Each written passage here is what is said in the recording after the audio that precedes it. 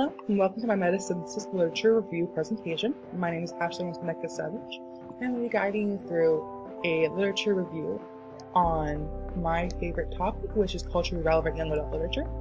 So my research question is, how can culturally relevant young adult literature increase student intrinsic motivation? More in depth, that means, how can using stories that are about a student's culture and home life that are current to the time period and their age group increase their willingness to read?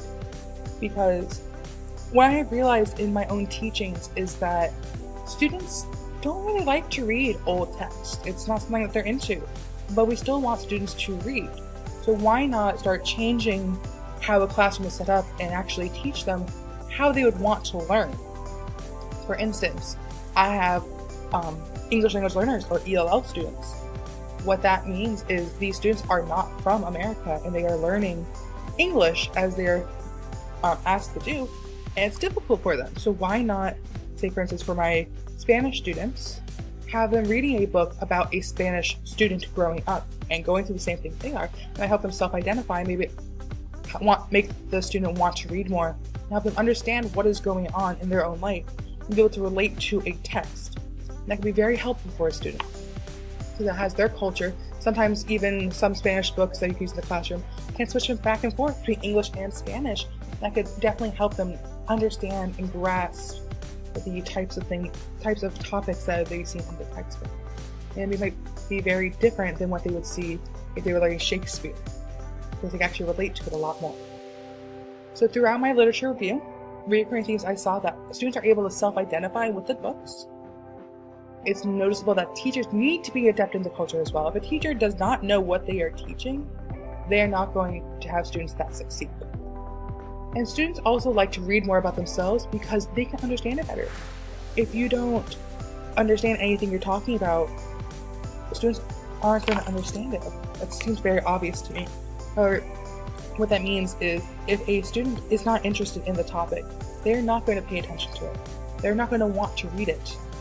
So having the ability to teach them something that they want to read, which is about themselves, you'll get more understanding in the classroom.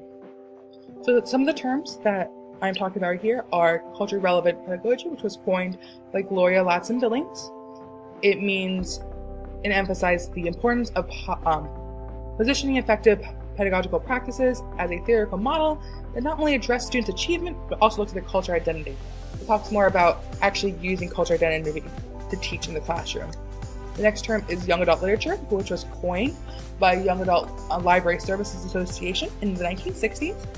And it's targeted not just quite towards children, but not quite adults. It's kind of in the age range right between 12 and 18, usually middle school and high school students.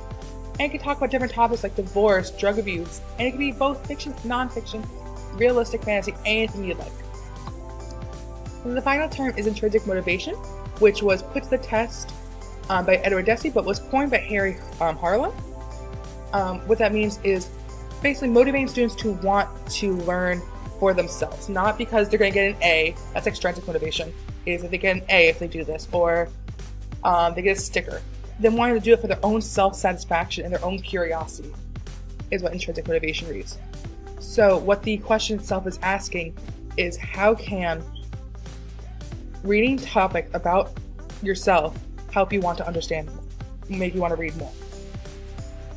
So I looked into a couple of qualitative studies. For example, I looked at Thomas Misko's qualitative study, which employed methods that primarily were cross-research problems, looking at norms, structures, and conditions on 6 different classrooms. And he used an open-ended questionnaire, on-site interviews, and a lot of recruitment strategies. And what was realized, and used a lot of data to help realize, that if an educator understands and enjoys teaching about culturally relevant literature, then the students are able to identify way more susceptible to learning. So what Thomas Misko understood was, throughout his research, was that as students begin to understand more of the topics, they actually want to learn more, but they can't learn if a teacher is not interested in it as well. That's the biggest thing, is having teachers be interested in the topics as well as students. Because then if a teacher is happy about it, a student will be happy about it. Our next qualitative study is by Amy J. Samuels, who talks about perspectives of in-service teachers in a K-12 setting, where she collected data from approximately 200 teachers in a 4-month period.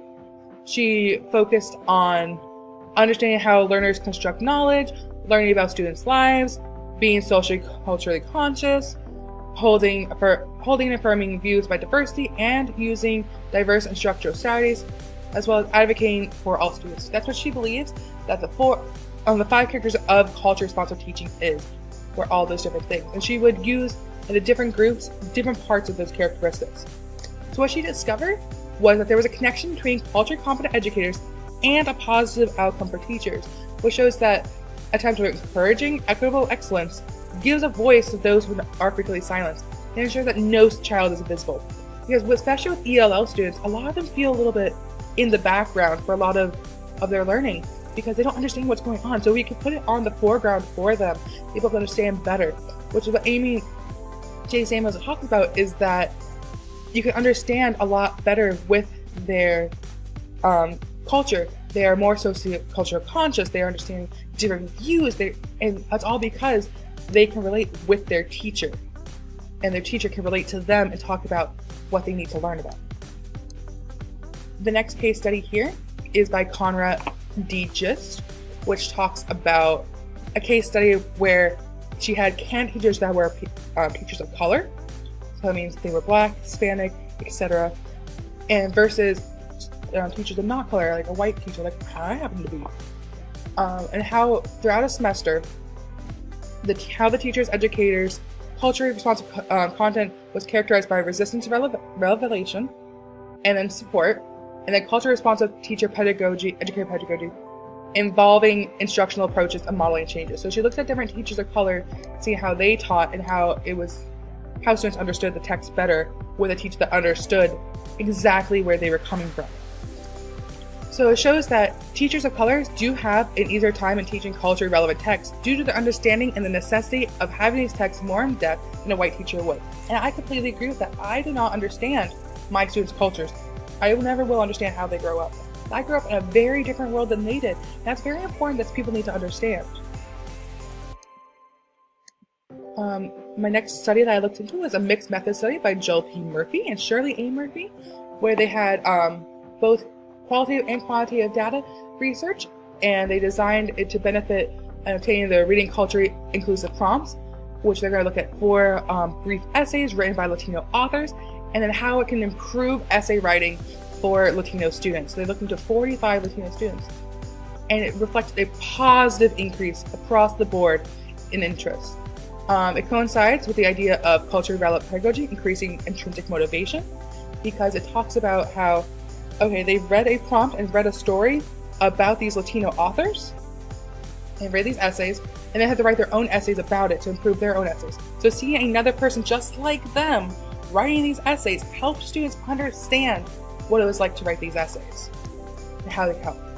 So talking about students with different languages is these English language learners. Here are some of my favorite quotes that I took from across the board. For example, we have a quote by Clemens and Langley where it talks about young adult literature with young protagonists facing engaging, timely themes that students can relate to.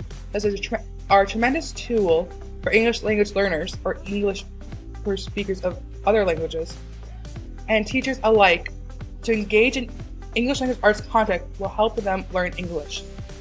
Having protagonists, having people just like you throughout literature can help an English language learner understand more because it's just about them. Another favorite quote I had was an English language by Olin and Richmond.